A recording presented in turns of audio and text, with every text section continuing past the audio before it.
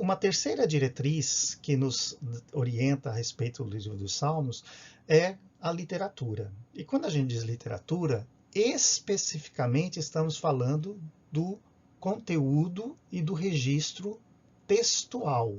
Então é o texto. Então quando a gente fala de Salmo, obviamente já vem na nossa cabeça musicalidade. E a gente tem que entender isso, que assim como lá, né, vamos falar aqui numa linguagem assim, para o pessoal entender. Há muito tempo atrás, a gente fazia divisões, né? Tá aqui a minha mão, deixa eu colocar aqui assim, ó, 5, opa, aqui é 5, né?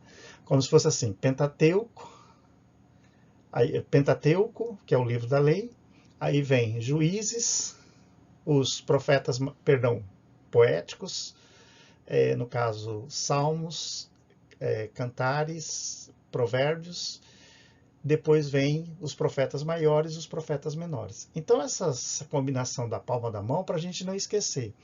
Mas essa classificação assim tão geral, ela compreende algo dentro da literatura hebraica, e especificamente do livro dos Salmos, chamado de sabedoria. Né? Em algumas literaturas você pode encontrar o termo poéticos e sábios. Mas a sabedoria, vamos entender aqui, ó. Primeiramente, a sabedoria, ela é um movimento, como o próprio nome diz, de sábios, que tem muito mais, eu falei movimento, mas seria um grupo de pessoas consideradas sábias, cujo estilo literário é a poesia. E isso dentro da língua e da cultura hebraica é a questão do paralelismo. Então, a princípio, é um tipo de texto que preserva ensinamentos dentro dos recursos poéticos, né, o paralelismo.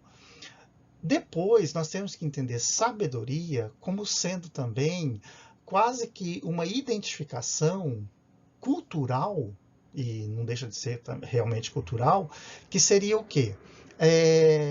O estudo de como se preserva grandes ensinamentos para o povo, e que são ensinamentos divinos. Então, também tem essa característica. E, exemplarmente, no início do reinado de Salomão, o que se fala assim, a fama de Salomão, né? E alguns até dizem assim, porque ele era sábio, a sabedoria de Salomão. Não, veja bem, o rei não era tão sábio assim não. As pessoas que estavam por volta dele eram mais sábias. Mas o Salomão, o rei Salomão, ele entendeu que crescer fora do território que Deus deu era a maneira de mostrar como que Israel tinha uma riqueza e que se chamava sabedoria. Que era o quê? A escola dos sábios, a escola dos profetas, a escola dos homens que escreviam em paralelismo provérbios, cantares, etc. Daqui a pouco eu vou falar sobre um termo que se chama pseudonomia, que é assim, para referendar muitos reis, muitos líderes, dava-se grandes obras o seu nome. Então, por isso que a gente fala a atribuição que eles recebiam nesses textos. Mas aqui para nós pensarmos sobre o livro dos Salmos, o que nós temos que ver? Enquanto literatura, a gente tem que observar o quê? A redação, que nada mais é a autoria, a data, o lugar e os possíveis leitores. Obviamente que isso é o que a gente chama de crítica da redação, em alguns casos crítica das fontes, porque vão ter que ver de onde vem. Só que no livro dos Salmos, isso não é muito bem claro. Né? Porque alguns salmos têm autor, outros não têm. Alguns salmos dá para identificar a data, outros não dá. O que vale aqui é um grande estudo, e eu vou até falar o nome dele, que é do Norman Gottwald, em que ele traz uma teoria, também literária, mas é uma teoria mais sociológica, que fala-se sobre o horizonte histórico dos salmos.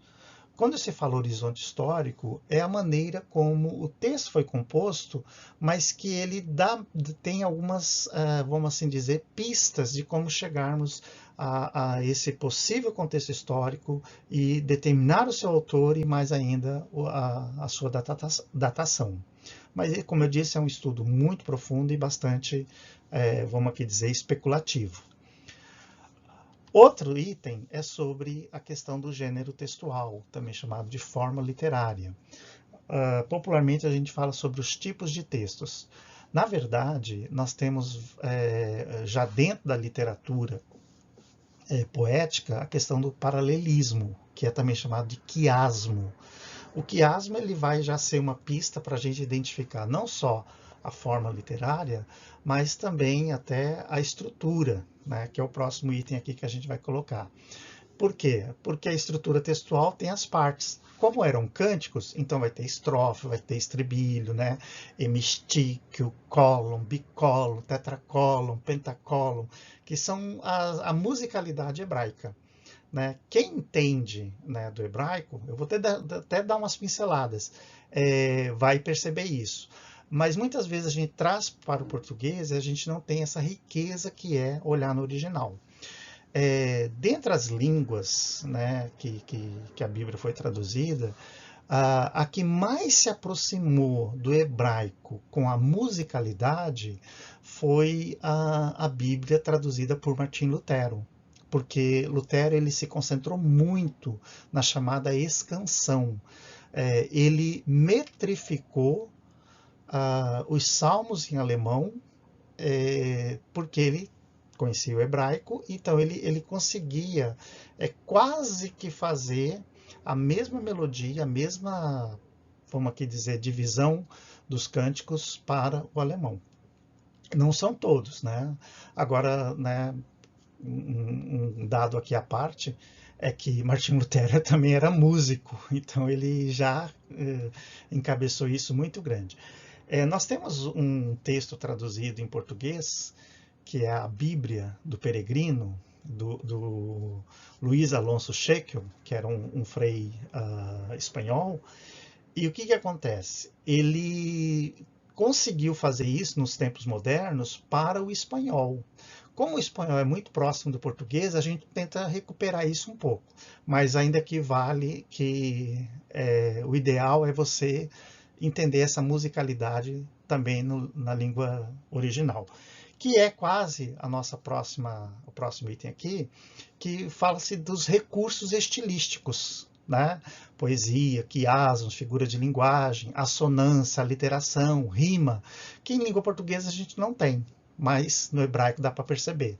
Né? Só falo aqui para vocês que, por exemplo, o Salmo 150, embora ele termina, né, o saltério, ele fala de muitos instrumentos e tudo, mas até o som dos instrumentos está ali representado na palavra, para fazer o barulhinho. Assim como o Salmo 93, né?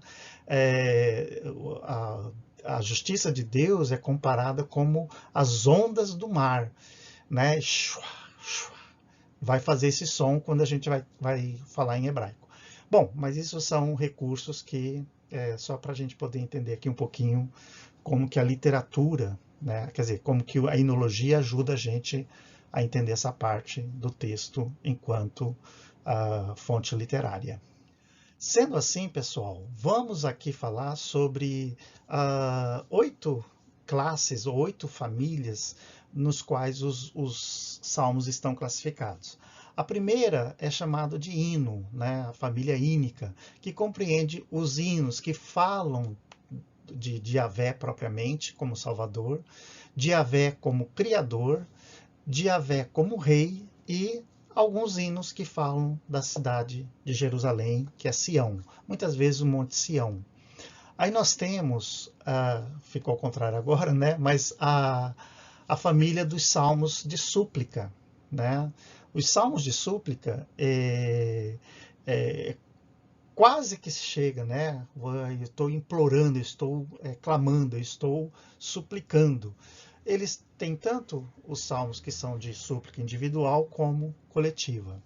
Aí nós vamos para a família dos salmos de confiança e de ação de graças, que, como o próprio nome diz aí, né, fala de uma confiança individual, coletiva, ações de graça individual, ação de graças coletiva, e alguns salmos que têm afinidades com confiança e ação de graças. Já falei de 3 aí, vou falar mais alguns, mas é só lembrar assim, os 150, eles se encaixam nessas grandes famílias, mas não é assim na ordem. Por exemplo, Salmo de 1 até tanto vai da família I, não.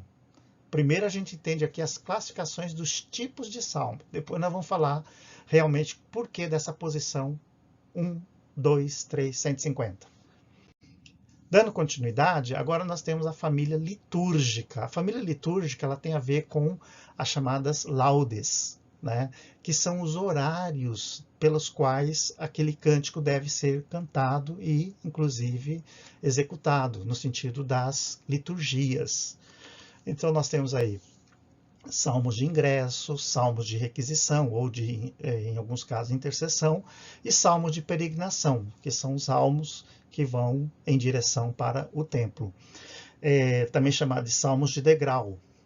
O que vale aqui a pena dizer para vocês é que algumas bíblias, né, você pode estar lendo aí, que vem algumas anotações do lado dizendo assim, cantado pela madrugada, cantado pela noite, cantado no pôr do sol. Então, são apenas umas dicas que entram nesse grupo de família litúrgica. Aí nós temos o próximo, que são os salmos da família sapiencial. Sapiencial vem de sapientia, sabedoria. São os salmos que necessitam, assim, são os salmos que têm uma ênfase no ensino de sabedoria, no ensino de valores que a gente chama de axiomas. Esses salmos, eles têm 2, né? Uns que enfatizam diretamente a lei de Deus, que no caso é a palavra, e também alguns salmos que foram didáticos e elaborados em ordem alfabética. Aleph, Bet, Gimel, Dalet, He, Vav, Zat, até o final do alfabeto hebraico. Então, cada linha começa com a letra do alfabeto. F, nossa, tá com a C ali, mas eu vou consertar. Família histórica, que obviamente vai falar sobre a questão de alguns resuminhos que trazem informações históricas. Este salmo no momento em que o rei Davi está fugindo do seu filho Absalão, né? A família dos salmos régios, que são salmos da realeza, salmos do rei. E, por final, os salmos de maldição ou vindicação ou vindita. O que são os salmos de maldição? São os salmos precatórios ou imprecatórios. Salmo 13, por exemplo, é aquele assim, Deus vai queimar, Deus vai isso, vai aquilo outro. É até engraçado que eu até ouço em algumas comunidades, né, algumas orações assim, desce Senhor, queima ele e tal. Existe um momento certo para a gente poder pensar sobre salmos imprecatórios.